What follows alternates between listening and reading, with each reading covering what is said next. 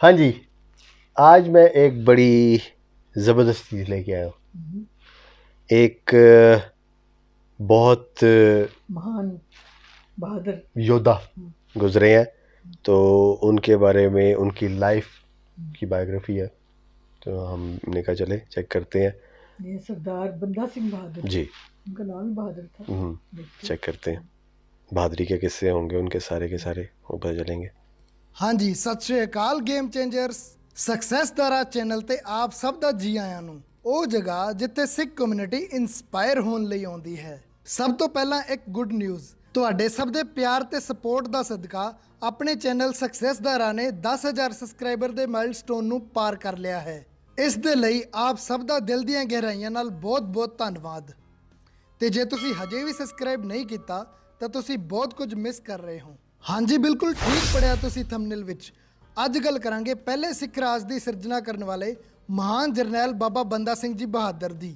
ਜੇਕਰ ਕਾਲ ਚੱਕਰ ਵੱਲ ਵੇਖਿਆ ਜਾਵੇ ਤਾਂ ਸਮਾਂ ਬਹੁਤ ਹੀ ਥੋੜਾ ਲੱਗਦਾ ਹੈ, ਪਰ ਜੇ ਬਾਬਾ ਬੰਦਾ ਸਿੰਘ ਬਹਾਦਰ ਦੀਆਂ ਪ੍ਰਾਪਤੀਆਂ ਵੱਲ ਵੇਖਿਆ ਜਾਵੇ ਤਾਂ ਦੁਨੀਆ ਦੇ ਇਤਿਹਾਸ ਵਿੱਚ ਸ਼ਾਇਦ ਹੀ ਕੋਈ ਇਦਾਂ ਦਾ ਜਰਨੈਲ ਹੋਇਆ ਹੋਊਗਾ ਜੋ ਇੰਨੇ ਘੱਟ ਸਮੇਂ ਵਿੱਚ ਇੱਕ ਲਹਿਰ ਨੂੰ ਖੜਾ ਕਰਦਾ ਹੈ, ਉਸ ਲਹਿਰ ਨੂੰ ਪੂਰੇ ਸਿਖਰ ਤੱਕ ਲੈ ਕੇ ਜਾਂਦਾ ਹੈ, ਉਸ ਲਹਿਰ ਦਾ ਸਦਕਾ ਪਹਿਲੇ ਸਿੱਖ ਰਾਜ ਦੀ ਸਿਰਜਣਾ ਕਰਦਾ ਹੈ ਤੇ ਫਿਰ ਉਸੇ ਲਹਿਰ ਦੇ ਸਿਧਾਂਤਾਂ ਤੇ ਚੱਲਦਿਆਂ ਸ਼ਹੀਦੀ ਪਾ ਜਾਂਦਾ ਹੈ।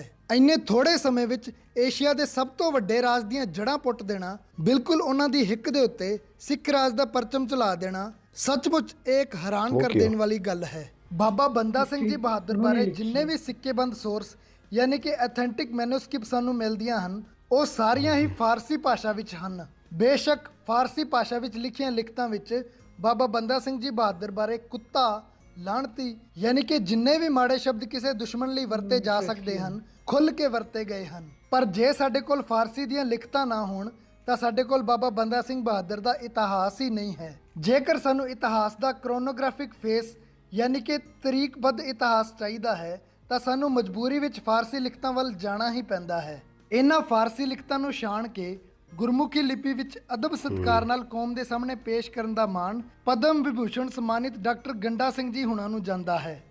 ਸੋ ਅੱਜ ਦੇ ਵੀਡੀਓ ਦਾ ਜ਼ਿਆਦਾਤਰ ਪਾਰਟ ਅਸੀਂ ਡਾਕਟਰ ਗੰਡਾ ਸਿੰਘ ਜੀ ਹੁਣਾਂ ਦੀ ਬੁੱਕ ਦਾ ਬੰਦਾ ਸਿੰਘ ਬਹਾਦਰ ਵਿੱਚੋਂ ਹੀ ਲਿਆ ਹੈ। ਨਾਲ ਹੀ ਇਤਿਹਾਸਿਕ ਤੱਥ ਥੋੜੇ ਹੋਰ ਜ਼ਿਆਦਾ ਕਲੀਅਰ ਕਰਨ ਲਈ ਅਸੀਂ ਉਸ ਸਮੇਂ ਦੇ ਸਰਕਾਰੀ ਦਸਤਾਵੇਜ਼ਾਂ ਨੂੰ ਅਤੇ ਕੁਝ ਫਾਰਸੀ ਲਿਖਤਾਂ ਨੂੰ ਵੀ ਸ਼ਾਮਿਲ ਕੀਤਾ ਹੈ, ਕਿਉਂਕਿ ਇਤਿਹਾਸ ਇੱਕ ਇਹੋ ਜਿਹਾ ਵਿਸ਼ਾ ਹੈ ਜਿਹਦੇ ਵਿੱਚ ਅਸੀਂ ਬਿਨਾਂ ਡਾਇਰੈਕਸ਼ਨ ਤੋਂ ਇੱਕ ਕਦਮ ਵੀ ਨਹੀਂ ਚੱਲ ਸਕਦੇ। ਕੁਝ ਟਾਈਮ ਪਹਿਲਾਂ ਰਿਲੀਜ਼ ਹੋਈ ਮੂਵੀ ਚਾਰ ਸਾਹਿਬਜ਼ਾਦੇ ਦਾ ਰਾਈਜ਼ ਆਫ ਬੰਦਾ ਸਿੰਘ ਬਹਾਦਰ ਆਈ ਥਿੰਕ ਤੁਸੀਂ ਸਭ ਨੇ ਦੇਖੀ ਹੋਣੀ ਹੈ, ਬਟ ਤੁਹਾਨੂੰ ਇਹ ਜਾਣ ਕੇ ਹੈਰਾਨੀ ਹੋਊਗੀ ਕਿ ਉਸ ਮੂਵੀ ਵਿੱਚ ਤਾਂ ਰਿਐਲਿਟੀ ਦਾ 50% ਵੀ ਨਹੀਂ ਦਿਖਾਇਆ ਗਿਆ। ਜੋ ਤਸੀਹੇ, ਜੋ ਖੂਨ ਖਰਾਬਾ ਉਸ ਸਮੇਂ ਬੰਦਾ ਸਿੰਘ ਬਹਾਦਰ ਤੇ ਸਿੱਖਾਂ ਨੇ ਆਪਣੇ ਸੀਨੇ ਤੇ ਝੇਲਿਆ ਸੀ, ਉਹਦੇ ਵਿੱਚੋਂ ਜ਼ਿਆਦਾਤਰ ਦਾ ਤਾਂ ਉਸ ਮੂਵੀ ਵਿੱਚ ਕਿਤੇ ਜ਼ਿਕਰ ਹੀ ਨਹੀਂ ਕੀਤਾ ਗਿਆ। ਸੋ ਅੱਜ ਇਸ ਵੀਡੀਓ ਵਿੱਚ ਅਸੀਂ ਬਾਬਾ ਬੰਦਾ ਸਿੰਘ ਜੀ ਬਹਾਦਰ ਹੋਣਾ ਦਾ ਰੀਅਲ ਇਤਿਹਾਸ ਦੇਖਾਂਗੇ। ਬਾਬਾ ਬੰਦਾ ਸਿੰਘ ਬਹਾਦਰ ਜੀ ਨਾਲ ਜੁੜੇ ਪਹਿਲੇ ਵੱਡੇ ਵਾਕਿਏ ਨੂੰ ਦੇਖਣ ਲਈ ਆਪਾਂ ਚੱਲਦੇ ਹਾਂ 13 ਅਪ੍ਰੈਲ 1715 ਦੇ ਜੰਮੂ ਕਸ਼ਮੀਰ। ਮੁਸ਼ਕਿਲ ਹਾਲਾਤਾਂ ਨਾਲ ਲੜਦਿਆਂ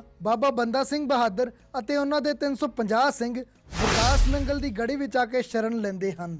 ਉਧਰੋਂ ਮੁਗਲ ਰਾਜੇ ਵੀ ਇਹਨਾਂ ਦਾ ਪਿੱਛਾ ਕਰਦੇ ਹੋਏ 60,000 ਦੀ ਵੱਡੀ ਫੌਜ ਲੈ ਕੇ 13 ਅਪ੍ਰੈਲ 1715 ਨੂੰ ਆ ਕੇ ਗੜੀ ਨੂੰ ਚਾਰੇ ਪਾਸਿਓਂ ਘੇਰਾ ਪਾ ਲੈਂਦੇ ਹਨ। 13 ਅਪ੍ਰੈਲ 1715 ਨੂੰ ਗੜੀ ਨੂੰ ਚਾਰੇ ਪਾਸਿਓਂ ਪਿਆ ਘੇਰਾ ਨਵੰਬਰ 1715 ਤੱਕ ਚੱਲਦਾ ਹੈ। ਲਗਾਤਾਰ 7.5 ਮਹੀਨੇ ਤੱਕ ਅੰਦਰ ਬੰਦ ਸਿੱਖਾਂ ਦੀ ਹਾਲਤ ਬਹੁਤ ਜ਼ਿਆਦਾ ਖਰਾਬ ਹੋ ਜਾਂਦੀ ਹੈ। ਡਾਕਟਰ ਵਿਲੀਅਮ ਐਰਵਿਨ ਆਪਣੀ ਬੁੱਕ ਦਾ ਲੈਟਰ ਮੁਗਲਸ ਵਿੱਚ ਇੱਕ ਫਾਰਸੀ ਲਿਖਾਰੀ ਕਾਫੀ ਖਾਨ ਦੀ ਬੁੱਕ ਸਿਆਰੁਲ ਮਹਿਤਾਬਰੀਨ ਦਾ ਹਵਾਲਾ ਦੇ ਕੇ ਜੋ ਦੱਸਦਾ ਹੈ, ਉਹ ਪੜ੍ਹ ਕੇ ਅੱਖਾਂ ਵਿੱਚ ਹੰਝੂ ਆ ਜਾਂਦੇ ਹਨ।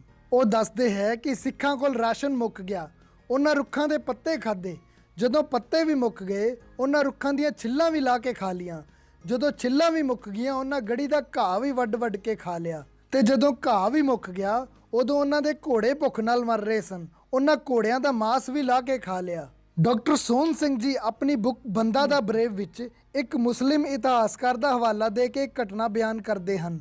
ਉਹ ਦੱਸਦੇ ਹੈ ਕਿ ਮੈਂ ਭੁੱਖ ਨਾਲ ਮਰ ਰਹੇ ਸਿੱਖਾਂ ਵਿੱਚ ਵੀ ਬੇਹਿਸਾਬ ਪਿਆਰ ਵੇਖਿਆ। ਇੱਕ ਸਿੱਖ ਪੇਚਿਸ਼ ਨਾਲ ਬਿਮਾਰ ਪਿਆ ਆਪਣੇ ਅੰਤਿਮ ਸਾਹ ਗਿਣ ਰਿਹਾ ਹੈ। ਕੋਲੋਂ ਲੰਘਦੇ ਦੂਸਰੇ ਸਿੱਖ ਬਾਦ ਸਿੰਘ ਨੂੰ ਆਵਾਜ਼ ਮਾਰ ਕੇ ਕਹਿੰਦਾ ਹੈ, ਬਾਦ ਸਿੰਘ ਜੀ ਮੇਰੇ ਕੋਲ ਤਾਂ ਹੁਣ ਬਹੁਤ ਘੱਟ ਟਾਈਮ ਬਚਿਆ ਹੈ, ਪਰ ਆਪਾਂ ਨੂੰ ਇਹ ਲੜਾਈ ਬੜੀ ਲੰਬੀ ਲੜਨੀ ਪੈਣੀ ਹੈ। ਤੁਸੀਂ ਮੇਰੇ ਪੱਟ ਦਾ ਮਾਸ ਲਾ ਕੇ ਖਾ ਲਓ, ਘੱਟੋ ਘੱਟ ਤੁਸੀਂ ਤਾਂ ਲੜ ਸਕੋਗੇ। ਇਹ ਗੱਲ ਨੋਟ ਕਰਨ ਵਾਲੀ ਹੈ ਕਿ ਭੁੱਖ ਨਾਲ ਮਰ ਰਹੇ ਸਿੱਖਾਂ ਵਿੱਚ ਵੀ ਉਸ ਟਾਈਮ ਇੰਨਾ ਪਿਆਰ ਸੀ ਤੇ ਅੱਜ ਕੱਲ੍ਹ ਅਸੀਂ ਲੰਗਰ ਲਈ ਵੀ ਗੁਰਦੁਆਰਾ ਸਾਹਿਬ ਵਿੱਚ ਲੜ ਪੈਂਦੇ ਹਾਂ। ਗੜੀ ਦੇ ਅੰਦਰ ਦੇ ਹਾਲਾਤ ਟਾਈਮ ਲੰਘਣ ਦੇ ਨਾਲ ਹੋਰ ਜ਼ਿਆਦਾ ਬੱਤਰ ਹੁੰਦੇ ਜਾਂਦੇ ਹਨ। ਪਿਛਲੇ 4-5 ਮਹੀਨਿਆਂ ਤੋਂ ਕਿਸੇ ਵੀ ਸਿੰਘ ਨੇ ਅੰਨ ਦਾ ਇੱਕ ਵੀ ਦਾਣਾ ਨਹੀਂ ਖਾਧਾ। ਜੋ ਸਿੰਘ ਭੁੱਖ ਤੇ ਬਿਮਾਰੀਆਂ ਨਾਲ ਸ਼ਹੀਦ ਹੋ ਚੁੱਕੇ ਹਨ ਉਹਨਾਂ ਦੇ ਸੰਸਕਾਰ ਦਾ ਵੀ ਕੋਈ ਇੰਤਜ਼ਾਮ ਨਹੀਂ ਹੈ ਤੇ ਉਹਨਾਂ ਦੀਆਂ ਲਾਸ਼ਾਂ ਸੜ ਰਹੀਆਂ ਹਨ। ਮਰੇ ਹੋਏ ਘੋੜਿਆਂ ਦੀਆਂ ਲਾਸ਼ਾਂ ਵੀ ਸੜ ਰਹੀਆਂ ਹਨ, ਜਿਸ ਕਾਰਨ ਗੜੀ ਬਰਦਾਸ਼ਤ ਨਾ ਹੋ ਸਕਣ ਵਾਲੀ ਸਮੈਲ ਨਾਲ ਭਰੀ ਹੋਈ ਹੈ। ਕਈ ਤਰ੍ਹਾਂ ਦੀਆਂ ਜਾਨਲੇਵਾ ਬਿਮਾਰੀਆਂ ਫੈਲ ਗਈਆਂ ਹਨ। ਇਸ ਲਈ ਫਿਰ ਆਖਿਰਕਾਰ 15 ਦਸੰਬਰ 1715 ਨੂੰ ਬਾਬਾ ਬੰਦਾ ਸਿੰਘ ਬਹਾਦਰ ਗੜੀ ਦਾ ਦਰਵਾਜ਼ਾ ਖੁਲਵਾ ਦਿੰਦੇ ਹਨ। ਕੁਝ ਸਿੰਘ ਥੋੜਾ ਬਹੁਤ ਮੁਕਾਬਲਾ ਕਰਦੇ ਹਨ ਪਰ ਮੁਗਲਾਂ ਸਾਹਮਣੇ ਉਹਨਾਂ ਦੀ ਪੇਸ਼ ਨਹੀਂ ਜਾਂਦੀ ਤੇ ਮੁਗਲ ਫੌਜ ਅੰਦਰ ਆ ਕੇ ਭੁੱਖ ਨਾਲ ਬੇਹੋਸ਼ੀ ਦੀ ਹਾਲਤ ਵਿੱਚ ਪਏ ਸਿੰਘਾਂ ਨੂੰ ਗ੍ਰਿਫਤਾਰ ਕਰ ਲੈਂਦੀ ਹੈ। ਇੱਕ ਗੱਲ ਹੋਰ, ਅੱਜ ਕੱਲ ਸਿੱਖਾਂ ਨੂੰ ਪਤਾ ਨਹੀਂ ਕੀ ਹੁੰਦਾ ਜਾ ਰਿਹਾ ਹੈ। ਜਿਨ੍ਹਾਂ ਸੂਰਮਿਆਂ ਜਿਨ੍ਹਾਂ ਗ੍ਰੰਥਾਂ ਦੇ ਆਪਾਂ ਚਰਨਾਂ ਦੀ ਧੂੜ ਬਰਾਬਰ ਵੀ ਨਹੀਂ ਹਾਂ, ਲੋਕ ਉਹਨਾਂ ਤੇ ਵੀ ਸਵਾਲ ਜਵਾਬ ਕਰਨ ਤੋਂ ਨਹੀਂ ਹਟਦੇ। ਕੁਝ ਨੀਚ ਲੋਕ ਗੁਰੂ ਗੋਬਿੰਦ ਸਿੰਘ ਜੀ ਦੇ ਲਿਖੇ 10ਮ ਗ੍ਰੰਥ ਤੇ ਕਿੰਤੂ ਪਰੰਤੂ ਕਰਦੇ ਹਨ ਅਤੇ ਪਿੱਛੇ ਜੇ ਇੱਕ ਕਥਾਕਾਰ ਨੇ ਸਟੇਜ ਤੇ ਬਹਿ ਕੇ ਬੰਦਾ ਸਿੰਘ ਬਹਾਦਰ ਤੇ ਵੀ ਕਈ ਤੋਹਮਤਾਂ ਲਾਈਆਂ ਕਿ ਜੇ 40 ਸਿੰਘ ਚਮਕੌਰ ਦੀ ਗੜੀ ਵਿੱਚ ਸ਼ਹੀਦ ਹੋ ਸਕਦੇ ਸਨ ਤਾਂ ਬਾਬਾ ਬੰਦਾ ਸਿੰਘ ਬਹਾਦਰ ਨੂੰ ਵੀ ਇੱਥੇ ਲੜ ਕੇ ਸ਼ਹੀਦ ਹੋ ਜਾਣਾ ਚਾਹੀਦਾ ਸੀ। ਬੰਦਾ ਸਿੰਘ ਨੇ ਮੌਤ ਤੋਂ ਡਰਦਿਆਂ ਗੜੀ ਦਾ ਦਰਵਾਜ਼ਾ ਖੋਲ੍ਹ ਦਿੱਤਾ। ਪਰ ਜੇ ਉਹ ਲੋਕ ਇਹ ਗੱਲ ਕਰਨ ਤੋਂ ਪਹਿਲਾਂ ਆਪਣੀ ਬੁੱਧੀ ਤੇ ਆਪਣੀ ਰਿਸਰਚ ਤੇ ਥੋੜਾ ਜਿਹਾ ਜ਼ੋਰ ਪਾਉਂਦੇ ਤਾਂ ਸ਼ਾਇਦ ਉਹ ਇਹ ਗੱਲ ਨਾ ਹੀ ਕਰਦੇ, ਕਿਉਂਕਿ ਚਮਕੌਰ ਦੀ ਗੜੀ ਤੇ ਗੁਰਦਾਸ ਨੰਗਲ ਦੀ ਗੜੀ ਦੀਆਂ ਭੂਗੋਲਿਕ ਸਥਿਤੀਆਂ ਵਿੱਚ ਜ਼ਮੀਨ ਅਸਮਾਨ ਦਾ ਫਰਕ ਸੀ। ਚਮਕੌਰ ਦੀ ਗੜੀ ਦਾ ਦਾਇਰਾ ਬਹੁਤ ਛੋਟਾ ਸੀ ਪਰ ਗੁਰਦਾਸ ਨੰਗਲ ਦੀ ਗੜੀ ਦਾ ਦਾਇਰਾ ਬਹੁਤ ਵੱਡਾ ਸੀ। ਚਮਕੌਰ ਦੀ ਗੜੀ ਵਿੱਚ ਫੌਜ ਨੂੰ ਸਾਫ਼-ਸਾਫ਼ ਹੁਕਮ ਸੀ, ਕਸੇ ਹਰ ਕੇ ਕੋਲੇ ਕੁਰਾਂ ਬਾਏ ਦਸ਼ ਨਾ ਕੁਸ਼ਤਨੋ ਕਸ਼ਤਨੋ ਬਾਏ ਦਸ਼, ਯਾਨੀ ਕਿ ਉਹਨਾਂ ਨੂੰ ਕਿਹਾ ਗਿਆ ਸੀ ਕਿ ਗੁਰੂ ਗੋਬਿੰਦ ਸਿੰਘ ਜੀ ਤੇ ਉਹਨਾਂ ਦੇ ਸਿੰਘਾਂ ਨੂੰ ਕਿਵੇਂ ਵੀ ਹੋ ਸਕੇ ਖਤਮ ਕਰਨਾ ਹੈ। ਪਰ ਗੁਰਦਾਸ ਨੰਗਲ ਦੀ ਗੜੀ ਵਿੱਚ ਉਹ ਬੰਦਾ ਸਿੰਘ ਬਹਾਦਰ ਨੂੰ ਗ੍ਰਿਫਤਾਰ ਕਰਕੇ ਝੁਕਾਉਣਾ ਚਾਹੁੰਦੇ ਸੀ। ਗੁਰਦਾਸ ਨੰਗਲ ਦੀ ਗੜੀ ਦਾ ਦਾਇਰਾ ਵੱਡਾ ਹੋਣ ਕਰਕੇ ਉੱਥੇ ਸਿਰਫ ਤੀਰਾਂ ਤੇ ਗੋਲੀਆਂ ਨਾਲ ਹੀ ਲੜਿਆ ਜਾ ਸਕਦਾ ਸੀ। ਉਦੋਂ ਦੇ ਸਰਕਾਰੀ ਕਾਗਜ਼ਾਂ ਵਿੱਚ ਜੋ ਹਥਿਆਰਾਂ ਦੀ ਬਰਾਮਦਗੀ ਦਿਖਾਈ ਗਈ ਹੈ ਉਹ ਇਸ ਤਰ੍ਹਾਂ ਹੈ: 117 ਤੀਰ ਕਮਾਨ, ਤੀਰ ਇੱਕ ਵੀ ਨਹੀਂ, 208 ਬੰਦੂਕਾਂ, ਗੋਲੀ ਇੱਕ ਵੀ ਨਹੀਂ, 117 ਖੁੰਦੀਆਂ ਹੋਈਆਂ ਕਿਰਪਾਨਾਂ, 208 ਢਾਲ ਅਤੇ 350 ਗਾਤਰੇ ਵਾਲੀਆਂ ਕਿਰਪਾਨਾਂ। ਤੇ ਇਹ ਹੁਣ ਤੁਸੀਂ ਦੱਸੋ ਕਿ ਜਿੱਥੇ ਦੂਰ ਤੋਂ ਮਾਰ ਕਰਨ ਵਾਲੇ ਹਥਿਆਰਾਂ ਨਾਲ ਲੜਿਆ ਜਾਣਾ ਸੀ ਉੱਥੇ ਬਾਬਾ ਬੰਦਾ ਸਿੰਘ ਜੀ ਹੁਣੀ ਬਿਨਾਂ ਤੀਰ ਤੇ ਗੋਲੀਆਂ ਤੋਂ ਕਿਵੇਂ ਲੜ ਸਕਦੇ ਸੀ? ਤੇ ਜਦੋਂ ਸਰੈਂਡਰ ਕਰਨ ਵਾਲਾ ਨਿਹੱਤਾ ਹੁੰਦਾ ਹੈ ਉਦੋਂ ਸਾਹਮਣੇ ਵਾਲਾ ਇਹ ਤੈਅ ਕਰਦਾ ਹੈ ਕਿ ਕਤਲ ਕਰਨਾ ਹੈ ਜਾਂ ਗ੍ਰਿਫਤਾਰ ਕਰਨਾ ਹੈ। ਉਸ ਤੋਂ ਬਾਅਦ ਉਹਨਾਂ ਨੂੰ ਕਿਸ ਤਰ੍ਹਾਂ ਗ੍ਰਿਫਤਾਰ ਕਰਕੇ ਦਿੱਲੀ ਲਿਜਾਇਆ ਗਿਆ ਤੇ ਉੱਥੇ ਲਿਜਾ ਕੇ ਕਿਸ ਤਰ੍ਹਾਂ ਤਸੀਹੇ ਦੇ ਦੇ ਕੇ ਸ਼ਹੀਦ ਕੀਤਾ ਗਿਆ, ਪੂਰੇ ਮਨੁੱਖ ਇਤਿਹਾਸ ਦਾ ਸਭ ਤੋਂ ਡਰਾਉਣਾ ਤੇ ਭਿਆਨਕ ਮੰਜ਼ਰ ਸੀ, ਜਿਸ ਨੂੰ ਉਸ ਮੂਵੀ ਵਿੱਚ ਤਾਂ ਬਹੁਤ ਜ਼ਿਆਦਾ ਘੱਟ ਕਰਕੇ ਦਿਖਾਇਆ ਗਿਆ ਹੈ। ਆਪਾਂ ਉਸ ਨੂੰ ਵੀ ਡਿਟੇਲ ਨਾਲ ਦੇਖਾਂਗੇ, ਪਰ ਪਹਿਲਾਂ ਚੱਲਦੇ ਹਾਂ ਜੰਗੇ ਮੈਦਾਨ ਵਿੱਚ ਤੇ ਦੇਖਦੇ ਹਾਂ ਬੰਦਾ ਸਿੰਘ ਬਹਾਦਰ ਦੀ ਯੁੱਧ ਨੀਤੀ ਤੇ ਕੁਝ ਵੱਡੀਆਂ ਜੰਗੀ ਜਿੱਤਾਂ। ਕੁਝ ਛੋਟੀਆਂ ਜਿੱਤਾਂ ਨਾਲ ਆਪਣੀ ਨੀਂਹ ਮਜ਼ਬੂਤ ਕਰਨ ਤੋਂ ਬਾਅਦ ਬੰਦਾ ਸਿੰਘ ਬਹਾਦਰ ਨੇ ਪਹਿਲਾ ਵੱਡਾ ਨਿਸ਼ਾਨਾ ਸਮਾਣੇ ਨੂੰ ਮਿੱਥਿਆ। ਉਸ ਦਾ ਮੇਨ ਕਾਰਨ ਇਹ ਸੀ ਕਿ ਸਮਾਣੇ ਦੇ ਘਰਾਣੇ ਬਹੁਤ ਜ਼ਿਆਦਾ ਅਮੀਰ ਤੇ ਸਿੱਧੀ ਰਾਜਨੀਤਿਕ ਪਹੁੰਚ ਵਾਲੇ ਸੀ। ਉਹਨਾਂ ਦੀ ਪਹੁੰਚ ਦਾ ਅੰਦਾਜ਼ਾ ਸਿਰਫ ਇਸੇ ਗੱਲ ਤੋਂ ਹੀ ਲਗਾਇਆ ਜਾ ਸਕਦਾ ਹੈ ਕਿ ਸਮਾਣੇ ਦੇ 22 ਰਾਜਸੀ ਘਰਾਣਿਆਂ ਨੂੰ ਦਿੱਲੀ ਹਕੂਮਤ ਵੱਲੋਂ ਆਪਣੀ ਪਾਲਕੀ ਤੇ ਅੰਗ ਰੱਖਕ ਰੱਖਣ ਦਾ ਅਧਿਕਾਰ ਦਿੱਤਾ ਗਿਆ ਸੀ। ਯਾਨੀ ਕਿ ਜੇ ਅੱਜ ਦੇ ਹਿਸਾਬ ਨਾਲ ਦੇਖਿਆ ਜਾਵੇ ਤਾਂ ਇੱਕੋ ਸ਼ਹਿਰ ਦੇ 22 ਪਰਿਵਾਰਾਂ ਨੂੰ ਸਰਕਾਰ ਵੱਲੋਂ ਜ਼ੈਡ ਸਿਕਿਉਰਿਟੀ ਦਿੱਤੀ ਗਈ ਸੀ। ਹੁਣ ਇਹ ਸਵਾਲ ਉੱਠਣਾ ਵੀ ਲਾਜ਼ਮੀ ਹੈ ਕਿ ਇੰਨੀ ਸਪੈਸ਼ਲ ਫੈਸਿਲਿਟੀਜ਼ ਦੇਣ ਦਾ ਕਾਰਨ ਕੀ ਸੀ? ਅਸਲ ਵਿੱਚ ਸਮਾਣਾ ਸੈਯਦ ਮੁਸਲਮਾਨਾਂ ਦਾ ਸ਼ਹਿਰ ਸੀ। ਸੈਯਦ ਮੁਸਲਮਾਨ ਆਪਣੇ ਆਪ ਨੂੰ ਮੁਹੰਮਦ ਸਾਹਿਬ ਦੀ ਬੇਟੀ ਹਜ਼ਰਤ ਫਾਤਿਮਾ ਦੇ ਪਰਿਵਾਰ ਨਾਲ ਜੋੜ ਕੇ ਵੇਖਦੇ ਹਨ ਤੇ ਇਸਲਾਮ ਦੀ ਰਾਜ ਪ੍ਰਣਾਲੀ ਦੇ ਅਨੁਸਾਰ ਦੋ ਤਰ੍ਹਾਂ ਦੇ ਜਲਾਦਾਂ ਦਾ ਜ਼ਿਕਰ ਮਿਲਦਾ ਹੈ। ਇੱਕ ਹੁੰਦੇ ਹਨ ਆਮ ਜਲਾਦ, ਜੋ ਆਮ ਜ਼ੁਲਮ ਕਰਨ ਵਾਲਿਆਂ ਨੂੰ ਸਜ਼ਾ ਦਿੰਦੇ ਹਨ, ਤੇ ਦੂਸਰੇ ਹੁੰਦੇ ਹਨ ਸੈਯਦ ਜਲਾਦ। ਸੈਯਦ ਜਲਾਦ ਇੱਕ ਉੱਚੇ ਅਹੁਦੇ ਦਾ ਧਾਰਮਿਕ ਵਿਅਕਤੀ ਹੁੰਦਾ ਹੈ ਜਿਸ ਨੂੰ ਇਹ ਅਧਿਕਾਰ ਹੁੰਦਾ ਹੈ ਕਿ ਜੇ ਕਤਲ ਹੋਣ ਵਾਲਾ ਕੈਦੀ ਮਾਫੀ ਮੰਗ ਕੇ ਇਸਲਾਮ ਵਿੱਚ ਸ਼ਾਮਿਲ ਹੋਣਾ ਚਾਹਵੇ ਤਾਂ ਸੈਯਦ ਜਲਾਦ ਉਸ ਨੂੰ ਕਲਮਾ ਪੜ੍ਹ ਕੇ ਇਸਲਾਮ ਵਿੱਚ ਲਿਆ ਸਕਦਾ ਹੈ। ਇਸੇ ਲਈ ਸ਼੍ਰੀ ਗੁਰੂ ਤੇਗ ਬਹਾਦਰ ਜੀ ਨੂੰ ਸ਼ਹੀਦ ਕਰਨ ਵਾਲਾ ਜਲਾਦ ਸੈਯਦ ਜਲਾਲੂਦੀਨ, ਛੋਟੇ ਸਾਹਿਬਜ਼ਾਦਿਆਂ ਨੂੰ ਸ਼ਹੀਦ ਕਰਨ ਵਾਲੇ ਸ਼ਾਸਨ ਬੇਗ ਤੇ ਬਾਸ਼ਨ ਬੇਗ ਤੇ ਅਨੰਦਪੁਰ ਸਾਹਿਬ ਜਾ ਕੇ ਔਰੰਗਜ਼ੇਬ ਵੱਲੋਂ ਝੂਠੀ ਕਸਮ ਖਾਣ ਵਾਲਾ ਕਾਜੀ, ਇਹ ਸਾਰੇ ਸਮਾਣੇ ਦੇ ਹੀ ਰਹਿਣ ਵਾਲੇ ਸੀ। ਇੱਕ ਤਾਂ ਇਹਨਾਂ ਦਾ ਅਹੁਦਾ ਸਮਾਜ ਵਿੱਚ ਬੜਾ ਉੱਚਾ ਸੀ, ਦੂਜਾ ਜਲਾਦਾਂ ਤੋਂ ਲੋਕੀ ਵੈਸੇ ਹੀ ਦੁਖੀ ਰਹਿੰਦੇ ਸਨ, ਇਸ ਲਈ ਇਹਨਾਂ ਨੂੰ ਇੰਨੀ ਟਾਈਟ ਸਿਕਿਉਰਿਟੀ ਦਿੱਤੀ ਗਈ ਸੀ। ਇਸ ਲਈ ਫਿਰ ਬਾਬਾ ਬੰਦਾ ਸਿੰਘ ਬਹਾਦਰ ਨੇ ਸਮਾਣੇ ਨੂੰ ਚੁਣਿਆ ਕਿਉਂਕਿ ਸਮਾਣੇ ਵਿੱਚ ਵੱਜੇ ਜਿੱਤ ਦੇ ਨਗਾੜੇ ਦੀ ਆਵਾਜ਼ ਸਰਹੰਦ ਤੋਂ ਲੈ ਕੇ ਦਿੱਲੀ ਤੱਕ ਗੂੰਜਣੀ ਸੀ। ਬੰਦਾ ਸਿੰਘ ਬਹਾਦਰ ਨੇ ਬੜੀ ਵੱਡੀ ਤਿਆਰੀ ਖਿੱਚ ਕੇ ਸਮਾਣੇ ਤੇ ਹਮਲਾ ਕੀਤਾ, ਪਰ ਸਮਾਣੇ ਦੀ ਫੌਜ ਨੇ ਅੰਦਾਜ਼ੇ ਦੇ ਅਨੁਸਾਰ ਜੰਗ ਨਹੀਂ ਲੜੀ ਤੇ ਬਹੁਤ ਛੇਤੀ ਅਧੀਨਗੀ ਸਵੀਕਾਰ ਕਰ ਲਈ। ਹੁਣ ਬਾਬਾ ਬੰਦਾ ਸਿੰਘ ਬਹਾਦਰ ਦਾ ਅਗਲਾ ਨਿਸ਼ਾਨਾ ਸਰਹੰਦ ਸੀ, ਜਿੱਥੇ ਛੋਟੇ ਸਾਹਿਬਜ਼ਾਦਿਆਂ ਨੂੰ ਸ਼ਹੀਦ ਕੀਤਾ ਗਿਆ ਸੀ। ਸਰਹੰਦ ਦਾ ਪ੍ਰਭਾਵ ਦਿੱਲੀ ਤੇ ਸਮਾਣੇ ਤੋਂ ਵੀ ਕਈ ਗੁਣਾ ਵੱਧ ਸੀ, ਕਿਉਂਕਿ ਇਹ ਉਸ ਸਮੇਂ ਦਾ ਇੱਕ ਬਹੁਤ ਵੱਡਾ ਵਪਾਰਿਕ ਨਗਰ ਸੀ ਜੋ ਦਿੱਲੀ ਰਾਜ ਦੀ ਕਮਾਈ ਦਾ ਇੱਕ ਵੱਡਾ ਜ਼ਰੀਆ ਸੀ। ਕਿਹਾ ਜਾਂਦਾ ਸੀ ਕਿ ਜੇ ਸਮਾਣੇ ਦਾ ਸਿਰ ਪੀੜ ਹੋਵੇ ਤਾਂ ਦਿੱਲੀ ਨੂੰ ਬੁਖਾਰ ਚੜ ਜਾਂਦਾ ਸੀ। ਸਰਹੰਦ ਦੇ ਹਾਕਮ ਵਜ਼ੀਰ ਖਾਨ ਕੋਲ ਬਾਬਾ ਬੰਦਾ ਸਿੰਘ ਬਹਾਦਰ ਤੋਂ ਕਈ ਗੁਣਾ ਵੱਡੀ ਫੌਜ, ਲਾਮ ਲਸ਼ਕਰ ਤੇ ਹਥਿਆਰ ਸੀ। ਫਿਰ ਵੀ ਸ਼ਾਨਦਾਰ ਯੁੱਧ ਨੀਤੀ ਦੇ ਦਮ ਤੇ ਬਾਬਾ ਬੰਦਾ ਸਿੰਘ ਬਹਾਦਰ ਨੇ ਕਿਸ ਤਰ੍ਹਾਂ ਵਜ਼ੀਰ ਖਾਨ ਨੂੰ ਮਾਤ ਦਿੱਤੀ। ਸਿੰਘਾਂ ਦੀ ਸਮਾਣੇ ਵਿੱਚ ਜਿੱਤ ਦੇ ਦੋ ਵੱਡੇ ਕਾਰਨ ਜੋ ਇਤਿਹਾਸਕਾਰਾਂ ਦੀ ਸਮਝ ਵਿੱਚ ਆਉਂਦੇ ਹਨ, ਉਹ ਇਸ ਤਰ੍ਹਾਂ ਹਨ। ਜਦੋਂ ਯੁੱਧ ਨੀਤੀਆਂ ਦੀ ਗੱਲ ਚੱਲਦੀ ਹੈ ਤਾਂ ਗੁਰੂ ਗੋਬਿੰਦ ਸਿੰਘ ਜੀ ਦੀ ਇੱਕ ਯੁੱਧ ਨੀਤੀ ਹਰ ਇਤਿਹਾਸਕਾਰ ਨੂੰ ਲਿਖਣੀ ਪੈਂਦੀ ਹੈ, ਤੇ ਉਹੀ ਗੁਰ ਨੰਦੇੜ ਤੋਂ ਚੱਲਦੇ ਸਮੇਂ ਦਸਮ ਪਿਤਾ ਨੇ ਬੰਦਾ ਸਿੰਘ ਬਹਾਦਰ ਨੂੰ ਵੀ ਸਿਖਾਇਆ ਸੀ ਕਿ ਹਮੇਸ਼ਾ ਜੰਗੇ ਮੈਦਾਨ ਦੀ ਚੋਣ। ਇਸੇ ਲਈ ਫਿਰ ਬਾਬਾ ਬੰਦਾ ਸਿੰਘ ਬਹਾਦਰ ਨੇ ਸਿੱਧਾ ਸਰਹੰਦ ਸ਼ਹਿਰ ਤੇ ਹਮਲਾ ਕਰਨ ਦੀ ਥਾਂ ਚੱਪੜਚਿੜੀ ਦੇ ਮੈਦਾਨ ਨੂੰ ਜੰਗ ਦੇ ਲਈ ਚੁਣਿਆ ਤੇ ਉੱਥੇ ਜਾ ਕੇ ਆਪਣੀ ਫੌਜ ਦਾ ਪੜਾਅ ਲਗਾਇਆ। ਦ ਲੇਟਰ ਮੁਗਲਸ ਬੁੱਕ ਦੇ ਅਕੋਰਡਿੰਗ ਇਸ ਮੈਦਾਨ ਦਾ ਪਹਿਲਾ ਨਾਮ ਛੱਪੜਚਿੜੀ ਸੀ। ਛੱਪੜ ਯਾਨੀ ਕਿ ਪਾਣੀ ਦਾ ਤਲਾਬ ਤੇ ਚਿੜੀ ਯਾਨੀ ਕਿ ਦਰਖਤਾਂ ਦਾ ਸਮੂਹ, ਜੋ ਕਿ ਹੌਲੀ-ਹੌਲੀ ਨਾਮ ਬਦਲ ਕੇ ਚੱਪੜਚਿੜੀ ਹੋ ਗਿਆ। ਜੰਗੇ ਮੈਦਾਨ ਵਿੱਚ ਪਹਿਲਾਂ ਪਹੁੰਚਣ ਦੇ ਕਾਰਨ ਬਾਬਾ ਬੰਦਾ ਸਿੰਘ ਬਹਾਦਰ ਨੇ ਜਗ੍ਹਾ ਵੀ ਆਪਣੇ ਅਨੁਸਾਰ ਚੁਣੀ ਤੇ ਪਾਣੀ ਦੇ ਸੋਰਸ ਨੂੰ ਵੀ ਆਪਣੇ ਅਧਿਕਾਰ ਵਿੱਚ ਲੈ ਲਿਆ, ਜਿਸ ਕਾਰਨ ਮੁਗਲ ਫੌਜ ਜੰਗ ਸ਼ੁਰੂ ਹੋਣ ਤੋਂ ਪਹਿਲਾਂ ਹੀ ਬੈਕਫੁੱਟ ਤੇ ਆ ਗਈ। ਦੂਸਰਾ ਵੱਡਾ ਕਾਰਨ, ਜੇ ਤੁਸੀਂ ਕਦੀ ਨੋਟ ਕੀਤਾ ਹੋਵੇ ਤਾਂ ਸਿੱਖਾਂ ਨੇ ਕਦੀ ਕਿਸੇ ਵੀ ਜੰਗ ਵਿੱਚ ਹਾਥੀਆਂ ਦੀ, ਵਾਰ ਐਲੀਫੈਂਟਸ ਦੀ ਵਰਤੋਂ ਨਹੀਂ ਕੀਤੀ। ਡਾਕਟਰ ਸੁਰਿੰਦਰ ਸਿੰਘ ਜੀ ਦੀ ਲਿਖੀ ਹੋਈ ਹਿਸਟਰੀ ਦੀ ਇੱਕ ਬੜੀ ਮਸ਼ਹੂਰ ਬੁੱਕ ਹੈ ਹਿੰਦੂ ਇਤਿਹਾਸ ਹਾरों की दास्तान। ਇਸ ਬੁੱਕ ਵਿੱਚ ਹਿੰਦੁਸਤਾਨ ਦੀਆਂ ਕਈ ਵੱਡੀਆਂ ਜੰਗਾਂ ਵਿੱਚ ਹਾਰ ਦਾ ਕਾਰਨ ਚਿਤਰੰਗਣੀ ਫੌਜ ਨੂੰ ਦੱਸਿਆ ਗਿਆ ਹੈ। ਚਿਤਰੰਗਣੀ ਫੌਜ ਉਹ ਹੁੰਦੀ ਹੈ ਜਿਸ ਵਿੱਚ ਸਭ ਤੋਂ ਅੱਗੇ ਹਾਥੀਆਂ ਦੀ ਪਾਲ ਰੱਖੀ ਜਾਂਦੀ ਹੈ, ਤੇ ਜਦੋਂ ਸਾਹਮਣੇ ਦੁਸ਼ਮਣ ਫੌਜ ਦੀਆਂ ਤੋਪਾਂ ਚੱਲਦੀਆਂ ਹਨ ਤਾਂ ਤੋਪਾਂ ਦੀ ਆਵਾਜ਼ ਤੇ ਗੋਲਿਆਂ ਤੋਂ ਡਰਦੇ ਹਾਥੀ ਆਪਣੀ ਫੌਜ ਨੂੰ ਮਿੱਧਦੇ ਹੋਏ ਵਾਪਸ ਭੱਜ ਜਾਂਦੇ ਹਨ। ਪਰ ਇਹ ਬੁੱਕ ਤਾਂ ਹੁਣੇ 10 ਕੁ ਸਾਲ ਪਹਿਲਾਂ ਹੀ ਪਬਲਿਸ਼ ਹੋਈ ਹੈ, ਤਾਂ ਸਿੱਖਾਂ ਨੇ ਇਹ ਯੁੱਧ ਨੀਤੀ ਕਿੱਥੋਂ ਸਿੱਖੀ? ਸਿੱਖਾਂ ਨੇ ਇਹ ਯੁੱਧ ਨੀਤੀ ਸਿੱਖੀ ਹੈ ਗੁਰੂ ਨਾਨਕ ਸਾਹਿਬ ਦੀ ਬਾਣੀ ਵਿੱਚੋਂ। ਗੁਰੂ ਨਾਨਕ ਸਾਹਿਬ ਨੇ ਇੱਕ ਜੰਗ ਵੇਖੀ ਸੀ ਬਾਬਰ ਤੇ ਲੋਧੀ ਸਰਦਾਰਾਂ ਦੀ, ਤੇ ਉਸ ਦਾ ਨਿਚੋੜ ਗੁਰੂ ਸਾਹਿਬ ਨੇ ਇਸ ਤਰ੍ਹਾਂ ਕੱਢਿਆ ਹੈ। ਮੁਗਲ ਪਠਾਨਾ ਭਈ ਲੜਾਈ ਰਣ ਮੇ ਤੇਗ ਵਗਾਈ, ਜਦ ਇਹਨੇ ਤੁਪਕ ਤਾਣ ਚਲਾਈ ਉਹਨੇ ਹਸਤ ਚੜਾਈ। ਯਾਨੀ ਕਿ ਮੁਗਲ ਤੇ ਪਠਾਨਾਂ ਦੀ ਲੜਾਈ ਵਿੱਚ ਜਦੋਂ ਇੱਕ ਨੇ ਤੋਪਾਂ ਚਲਾਈਆਂ ਤਾਂ ਦੂਸਰੇ ਦੇ ਹਾਥੀ ਵਾਪਸ ਭੱਜ ਗਏ। ਤੇ ਆਓ ਹੁਣ ਚੱਲੀਏ ਚੱਪੜਚਿੜੀ ਦੇ ਮੈਦਾਨ ਵਿੱਚ ਤੇ ਵੇਖੀਏ ਕਿ ਸਿੰਘਾਂ ਨੇ ਬਿਨਾਂ ਤੋਪਾਂ ਤੋਂ ਕਿਸ ਤਰ੍ਹਾਂ ਇਸ ਯੁੱਧ ਨੀਤੀ ਦੀ ਵਰਤੋਂ ਕਰਕੇ ਆਪਣੀ ਸਭ ਤੋਂ ਵੱਡੀ ਜੰਗੀ ਜਿੱਤ ਹਾਸਿਲ ਕੀਤੀ, ਜਿਸ ਨੂੰ ਉਸ ਮੂਵੀ ਵਿੱਚ ਤੋੜ ਮਰੋੜ ਕੇ ਪੇਸ਼ ਕੀਤਾ ਗਿਆ ਹੈ। ਇਸ ਜੰਗ ਵਿੱਚ ਵਜ਼ੀਰ ਖਾਨ ਨੇ ਸਭ ਤੋਂ ਅੱਗੇ ਆਪਣੀਆਂ ਤੋਪਾਂ ਰੱਖੀਆਂ ਸੀ। ਤੋਪਾਂ ਤੋਂ ਬਾਅਦ ਉਸਨੇ ਆਪਣੇ ਵਾਰ ਐਲੀਫੈਂਟਸ ਨੂੰ ਤੈਨਾਤ ਕੀਤਾ ਸੀ ਤੇ ਹਾਥੀਆਂ ਦੇ ਪਿੱਛੇ ਜਿਹਾਦ ਦੇ ਨਾਮ ਤੇ ਇਕੱਠੀ ਕੀਤੀ ਗਈ 49,000 ਦੀ ਵਿਸ਼ਾਲ ਫੌਜ ਸੀ ਤੇ ਪੈਦਲ ਫੌਜ ਦੇ ਦੋਨੋਂ ਪਾਸੇ ਘੋੜਸਵਾਰ ਰੱਖੇ ਗਏ ਸੀ। ਬਾਬਾ ਬੰਦਾ ਸਿੰਘ ਬਹਾਦਰ ਨੇ ਯੁੱਧ ਮੈਦਾਨ ਵਿੱਚ ਪਹਿਲਾਂ ਪਹੁੰਚਣ ਦਾ ਫਾਇਦਾ ਲੈਂਦੇ ਹੋਏ ਸਭ ਤੋਂ ਵਧੀਆ ਜਗ੍ਹਾ ਚੁਣੀ ਸੀ ਤੇ ਨੇੜੇ ਦੀਆਂ ਕੁਝ ਉੱਚੀਆਂ ਜਗ੍ਹਾ ਤੇ ਆਪਣੇ ਤੀਰਅੰਦਾਜ਼ ਤੈਨਾਤ ਕਰ ਦਿੱਤੇ ਸੀ, ਜਿਨ੍ਹਾਂ ਨੇ ਜੰਗ ਸ਼ੁਰੂ ਹੁੰਦਿਆਂ ਹੀ ਸਭ ਤੋਂ ਪਹਿਲਾਂ ਤੋਪਚੀਆਂ ਨੂੰ ਆਪਣਾ ਨਿਸ਼ਾਨਾ ਬਣਾਇਆ ਤੇ ਉਹਨਾਂ ਦੇ ਖਤਮ ਹੁੰਦਿਆਂ ਹੀ ਸਿੰਘਾਂ ਨੇ ਤੋਪਾਂ ਤੇ ਕਬਜ਼ਾ ਕਰ ਲਿਆ ਤੇ ਫਿਰ ਉਹੀ ਮੁਗਲੀ ਤੋਪਾਂ ਮੁਗਲ ਫੌਜ ਵੱਲ ਮੋੜ ਕੇ ਹਾਥੀਆਂ ਤੇ ਗੋਲੇ ਵਰਸਾਏ ਗਏ ਤੇ ਯੋਜਨਾ ਮੁਤਾਬਿਕ ਹਾਥੀ ਆਪਣੀ ਫੌਜ ਨੂੰ ਮਿੱਧਦੇ ਹੋਏ ਵਾਪਸ ਭੱਜ ਗਏ। ਪਰ ਮੁਗਲ ਘੋੜਸਵਾਰਾਂ ਨੇ ਬੜੇ ਹੀ ਵਧੀਆ ਤਰੀਕੇ ਨਾਲ ਮੁਕਾਬਲਾ ਕੀਤਾ। ਉਹਨਾਂ ਪੈਦਲ ਸੈਨਾ ਨਾਲ ਰਲ ਕੇ ਘੱਟ ਗਿਣਤੀ ਦੀ ਸਿੱਖਾਂ ਦੀ ਫੌਜ ਤੇ ਦਬਾਅ ਪਾਉਣਾ ਸ਼ੁਰੂ ਕਰ ਦਿੱਤਾ। ਬੰਦਾ ਸਿੰਘ ਬਹਾਦਰ ਨੇ ਆਪਣੀ ਫੌਜ ਦਾ 25% ਹਿੱਸਾ ਇੱਕ ਪਹਾੜੀ ਦੇ ਪਿੱਛੇ ਲੁਕੋ ਕੇ ਰਿਜ਼ਰਵ ਰੱਖਿਆ ਹੋਇਆ ਸੀ ਤੇ ਜਦੋਂ ਸਿੱਖਾਂ ਦੀ ਫੌਜ ਕਮਜ਼ੋਰ ਪੈਣ ਲੱਗੀ ਤਾਂ ਇਸ 25% ਫੌਜ ਨੇ ਮੈਦਾਨ ਵਿੱਚ ਧਾਵਾ ਬੋਲ ਕੇ ਮੁਗਲ ਸੈਨਾ ਵਿੱਚ ਭਗਦੜ ਪੈਦਾ ਕਰ ਦਿੱਤੀ।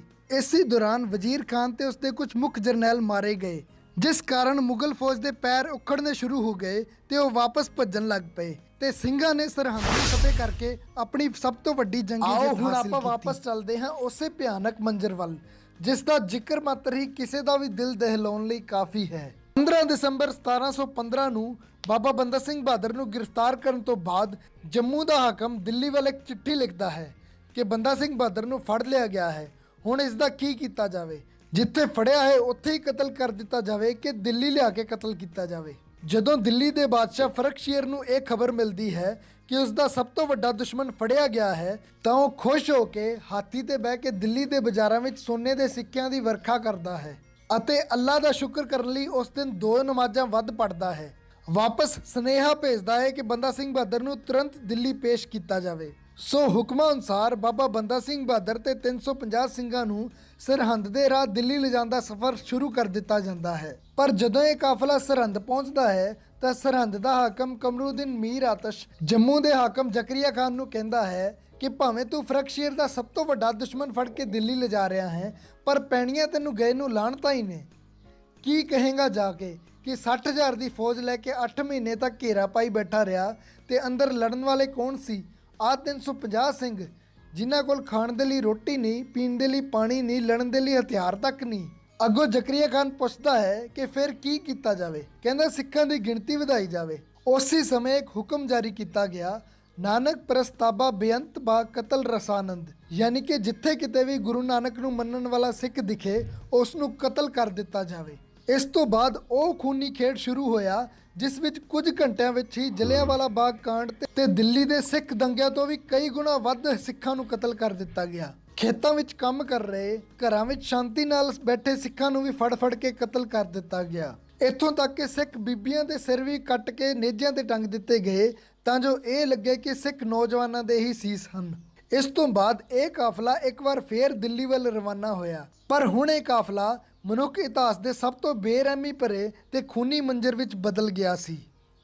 ਉਸ ਕਾਫਿਲੇ ਦਾ ਜ਼ਿਕਰ ਕਰਨ ਤੋਂ ਪਹਿਲਾਂ ਮੈਂ ਤੁਹਾਡੇ ਚਰਨਾਂ ਵਿੱਚ ਇੱਕ ਬੇਨਤੀ ਕਰਨਾ ਚਾਹੂੰਗਾ ਕਿ ਸਕਰੀਨ ਤੇ ਸਿਰਫ ਤਸਵੀਰਾਂ ਉਕੇਰੀਆਂ ਜਾ ਸਕਦੀਆਂ ਹਨ, ਅਹਿਸਾਸ ਨਹੀਂ। ਤੇ ਜੇ ਤੁਸੀਂ ਉਸ ਅਹਿਸਾਸ ਨੂੰ, ਉਸ ਖੌਫਨਾਕ ਮੰਜ਼ਰ ਨੂੰ ਫੀਲ ਕਰਨਾ ਚਾਹੁੰਦੇ ਹੋ ਤਾਂ ਮੈਂ ਤੁਹਾਨੂੰ ਸੁਜੈਸਟ ਕਰੂੰਗਾ ਕਿ ਤੁਸੀਂ ਇਸ ਮਾਹੌਲ ਨੂੰ ਆਪਣੇ ਮਾਈਂਡ ਵਿੱਚ ਵਿਜ਼ੂਅਲਾਈਜ਼ ਕਰਨ ਦੀ ਕੋਸ਼ਿਸ਼ ਕਰਿਓ। ਉਸ ਸਮੇਂ ਦੀ ਫਾਰਸੀ ਅਖਬਾਰ ਆਤੇ ਦਰਬਾਰੇ ਮੌਲਾ ਵਿੱਚ ਇਸ ਕਾਫਿਲੇ ਦਾ ਡਿਟੇਲ ਵਿੱਚ ਜ਼ਿਕਰ ਮਿਲਦਾ ਹੈ। ਇਸ ਜਲੂਸ ਦੀ ਸ਼ੁਰੂਆਤ ਵਿੱਚ 3000 ਸਿੱਖਾਂ ਦੇ ਸਿਰ ਵੱਢ ਕੇ ਨੇਜਿਆਂ ਤੇ ਟੰਗੇ ਹੋਏ ਸੀ। ਉਸ ਤੋਂ ਬਾਅਦ 700 ਵੱਡੇ ਗੱਡੇ ਸਿੱਖਾਂ ਦੀਆਂ ਲਾਸ਼ਾਂ ਨਾਲ ਭਰੇ ਹੋਏ ਸੀ। ਇਸ ਦੇ ਠੀਕ ਪਿੱਛੇ 724 ਸਿੰਘਾਂ ਨੂੰ ਜੰਜੀਰਾਂ ਵਿੱਚ ਬੰਨ੍ਹ ਕੇ ਗੱਡਿਆਂ ਤੇ ਖੜਾ ਕੀਤਾ ਹੋਇਆ ਸੀ। ਉਸ ਦੇ ਪਿੱਛੇ ਬਾਬਾ ਬੰਦਾ ਸਿੰਘ ਬਹਾਦਰ ਦੇ 25 ਮੁੱਖ ਜਰਨੈਲ ਸਨ, ਜਿਨ੍ਹਾਂ ਨੂੰ ਫਰਵਰੀ ਦੇ ਠੰਡੇ ਮਹੀਨੇ ਵਿੱਚ ਸਰਹੰਦ ਤੋਂ ਦਿੱਲੀ ਤੱਕ ਨੰਗੇ ਪੈਰੀ ਨਾਮਾਤਰ ਕੱਪੜਿਆਂ ਵਿੱਚ ਕੋੜੇ ਵਰਸਾਉਂਦੇ ਹੋਏ ਲਿਜਾਇਆ ਜਾ ਰਿਹਾ ਸੀ। ਉਹਨਾਂ ਦੇ ਹੱਥ ਬੰਨੇ ਹੋਏ ਸੀ ਤੇ ਮੂੰਹ ਕਾਲੇ ਕੀਤੇ ਹੋਏ ਸੀ। ਇਸ ਦੇ ਪਿੱਛੇ ਘੋੜੇ ਤੇ ਬਾਬਾ ਬੰਦਾ ਸਿੰਘ ਬਹਾਦਰ ਦੀ ਪਤਨੀ ਸੁਸ਼ੀਲ ਕੌਰ ਤੇ ਉਹਨਾਂ ਦਾ 3.25 ਸਾਲ ਦਾ ਪੁੱਤਰ ਬਾਬਾ ਅਜੇ ਸਿੰਘ ਬੰਨ੍ਹ ਕੇ ਬਿਠਾਇਆ ਹੋਇਆ ਸੀ। ਨਾਲ ਹੀ ਇੱਕ ਦੂਸਰੇ ਘੋੜੇ ਤੇ ਇੱਕ ਦਾਸੀ ਬੀਬੀ ਪ੍ਰਤਾਪ ਕੌਰ ਨੂੰ ਬੰਨ੍ਹ ਕੇ ਬਿਠਾਇਆ ਹੋਇਆ ਸੀ। ਤੇ ਜਲੂਸ ਦੇ ਐਂਡ ਵਿੱਚ ਸੀ ਕੌਮ ਦੇ ਮਹਾਨ ਜਰਨੈਲ ਬਾਬਾ ਬੰਦਾ ਸਿੰਘ ਬਹਾਦਰ ਜੀ, ਜੋ ਹਾਰ ਕੇ ਵੀ ਨਹੀਂ ਸੀ ਹਾਰੇ। ਉਹਨਾਂ ਨੂੰ ਇੱਕ ਹਾਥੀ ਦੇ ਉੱਪਰ ਇੱਕ ਪਿੰਜਰੇ ਵਿੱਚ ਕੈਦ ਕਰਕੇ ਖੜਾ ਕੀਤਾ ਗਿਆ ਸੀ। ਮਖੌਲ ਉਡਾਉਣ ਲਈ ਬਾਬਾ ਬੰਦਾ ਸਿੰਘ ਬਹਾਦਰ ਨੂੰ ਸੂਹੇ ਲਾਲ ਰੰਗ ਦੀ ਸ਼ਾਹੀ ਪੋਸ਼ਾਕ ਪਹਿਨਾਈ ਗਈ ਸੀ। ਬਾਬਾ ਬੰਦਾ ਸਿੰਘ ਬਹਾਦਰ ਜੀ, ਤੁਹਾਡੀ ਕਰਨੀ ਨੂੰ ਨਮਸਕਾਰ ਹੈ। ਵੈਰਾਗੀ ਤਾਂ ਹਰ ਰੋਜ਼ ਕਈ ਜੰਮਦੇ ਤੇ ਕਈ ਮਰਦੇ ਹਨ। ਜੇ ਤੁਸੀਂ ਵੀ ਵੈਰਾਗੀ ਹੀ ਰਹਿ ਜਾਂਦੇ ਤਾਂ ਤੁਹਾਨੂੰ ਕਿਸੇ ਨੇ ਨਹੀਂ ਸੀ ਪੁੱਛਣਾ। ਪਰ ਅੱਜ ਧੰਨ ਗੁਰੂ ਗੋਬਿੰਦ ਸਿੰਘ ਜੀ ਦਾ ਥਾਪੜਾ ਲੈ ਕੇ ਜੋ ਮਹਾਨ ਕਾਰਜ ਤੁਸੀਂ ਕਰ ਵਿਖਾਇਆ ਹੈ, ਉਸ ਤੋਂ ਬਾਅਦ ਹੁਣ ਰਹਿੰਦੀ ਦੁਨੀਆ ਤੱਕ ਤੁਹਾਡਾ ਨਾਮ ਸੁਣ ਕੇ ਸਿੱਖਾਂ ਦਾ ਸਿਰ ਫਕਰ ਨਾਲ ਉੱਚਾ ਹੁੰਦਾ ਰਹੂਗਾ। ਇਸ ਤੋਂ ਬਾਅਦ ਬਾਬਾ ਬੰਦਾ ਸਿੰਘ ਬਹਾਦਰ ਤੇ ਉਹਨਾਂ ਦੇ ਸਾਥੀ ਸਿੰਘਾਂ ਨੂੰ ਕਿਸ ਤਰ੍ਹਾਂ ਦਿੱਲੀ ਲਿਜਾ ਕੇ ਤਸੀਹੇ ਦੇ ਕੇ ਸ਼ਹੀਦ ਕੀਤਾ ਗਿਆ, ਉਹ ਆਪਾਂ ਇਸ ਵੀਡੀਓ ਦੇ ਸੈਕਿੰਡ ਪਾਰਟ ਵਿੱਚ ਦੇਖਾਂਗੇ। ਵੈਸੇ ਤਾਂ ਹਰ ਸ਼ਹੀਦ ਦਾ ਬਲੀਦਾਨ ਮਹਾਨ ਹੁੰਦਾ ਹੈ, ਆਪਾਂ ਉਸ ਨੂੰ ਕੰਪੇਅਰ ਨਹੀਂ ਕਰ ਸਕਦੇ, ਪਰ ਜੇ ਸਰੀਰਕ ਰੂਪ ਨਾਲ ਵੇਖਿਆ ਜਾਵੇ ਤਾਂ ਬਾਬਾ ਬੰਦਾ ਸਿੰਘ ਬਹਾਦਰ ਦੀ ਸ਼ਹੀਦੀ ਸਿੱਖ ਕੌਮ ਦੀਆਂ ਸਭ ਤੋਂ ਦਰਦਨਾਕ ਸ਼ਹੀਦੀਆਂ ਵਿੱਚੋਂ ਇੱਕ ਹੈ, ਜਿਸ ਨੂੰ ਅਗੇਨ ਇਸ ਮੂਵੀ ਵਿੱਚ ਪਤਾ ਨਹੀਂ ਕਿਉਂ ਲੁਕਾਉਣ ਦੀ ਕੋਸ਼ਿਸ਼ ਕੀਤੀ ਗਈ ਸੀ। ਸੋ ਜਾਣਾਂਗੇ ਇਹ ਸਭ अगले वीडियो ਵਿੱਚ। अपना कीमती समा साडे नाल बिताओ। ये उसमें तो इतना इन्हीं के ज़्यादा नहीं दिखाया गया। वो जो हम पार्ट थोड़ा सा हमने देखा था ना, 4 साहिबजादे वगैरह का, तो उसमें तो इतना नहीं जिक्र किया था। इसमें भी हाँ इतना नहीं उन्होंने बताया, लेकिन ये तो अभी पता चलेगा ना कि क्या है। लेकिन मेन तो वो फोकस वही कर रहे थे कि काफ़ी ज़्यादा जालमियत की गई है और बहुत यानी कि टॉर्चर वगैरह सहा है उन्होंने, तो वो छुपाया गया है या नहीं सही तरह से बयान किया गया। तो हमने और भी यानी कि जो 1-2 वीडियोस देखी हैं जिनमें हमें पता भी चला था कि इनका नाम भी हमने पहली दफ़ा सुना था, उसमें चमकौर साहिब और 4 साहिबजादे, उन्हीं में से हमने मेरे ख्याल में सुना था ना इनका नाम, जहाँ से हमें पता चला था कि इनका भी कोई हिस्ट्री में कोई है किरदार। तो उसमें भी ज़्यादा इतना नहीं बताया गया। तो ये इनकी जंग भी उसी के साथ, वज़ीर ख़ान के फौजों के साथ हुई है। हाँ। वजीर खान की फौजों ने इनका मुहासरा किया और इनको बंद रखा इतना अर्सा। तो बल्कि वजीर खान की बेगम में एक थी, उसका नाम था जैनब, मुसलमान थी वो। उसे जब पता चला कि वजीर खान बच्चों को कत्ल करने जा रहे हैं, तो वो उसने खुदकुशी कर ली। उसने महल के ऊपर से छलांग लगा के खुदकुशी की। पहले उसने मना किया कि बच्चों को ना इस तरह करो, लेकिन जब वो नहीं बाज आया तो इतनी उससे बर्दाश्त नहीं हुआ। अरे माँ थी, तो ख़वातीन का दिल वैसे भी नर्म होता है, और ये कि अच्छे बुरे लोग हर तरफ होते हैं। अब वो भी मुस्लिम थी, और ये जिनके जितने जुल्म बता रहे हैं वो भी सारे मुसलमान थे उस वक्त के। पता नहीं क्या हालात थे, क्या वजूहात थी, सियासत क्या चल रही थी उस वक्त लोगों की। और सारी सेंटर से आ रहे थे ये सारे ऑर्डर्स, या वो मकामी लोग खुद से बना रहे थे, कर रहे थे ये जुल्म जो कर रहे थे। कुछ लोग तो कहते हैं ना कि इसमें ये सब कुछ जो वाक़या जो हुआ है वो बेसिकली तो वो यानी जो उस वक्त में जो बादशाह था उसने तो ये फैसला किया ही नहीं हुआ था। तो यानी अब वो तो अब जाहिर सी बात है, हर एक ने अपने अपने हिसाब से हिस्ट्री बनाई हुई है, और कुछ लोग किसी चीज़ को मानते हैं, कुछ लोग किसी चीज़ को मानते हैं। बहरहाल लेकिन काफ़ी चीज़ें पता चल रही हैं, और कुछ चीज़ें जो रह गई हैं वो दूसरे पार्ट में भी देखेंगे।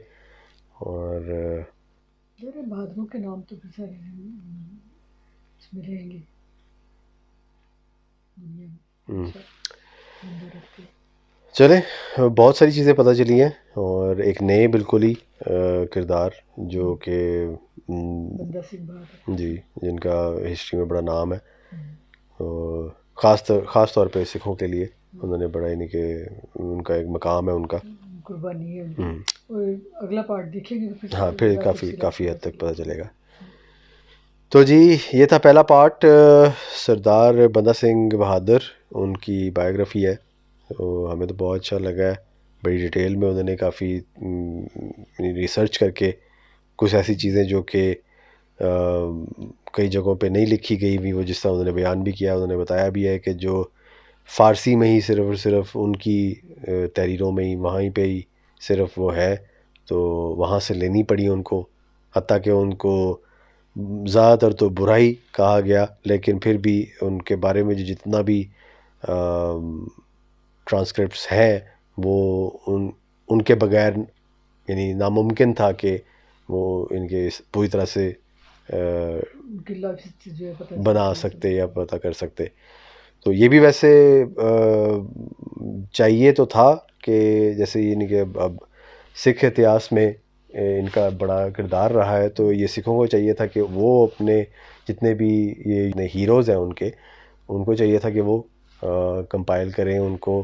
तो किताबें बाद में इंग्लिश में लिखी गई है ना, वो बताया ना जिसने सारी रिसर्च की है बात। देखिए उन्होंने भी तो लोगों से ही वहाँ दूसरी हाँ, ये बात कर रहा हूँ ना कि उनको रखना चाहिए था, रिकॉर्ड बनाते ना, रिकॉर्ड नहीं बना, या बना है तो वो अधूरा रह गया या कहीं पे बिखर गया या कुछ आगे चीज़ें इस तरह से चीज़ें हुई हैं। तो बहरहाल हमें तो बहुत अच्छा लगा है। इंशाल्लाह दूसरे पार्ट में मिलते हैं, तब तक के लिए अपना ख्याल रखें, दुआ में याद रखें। अल्लाह हाफ़िज़।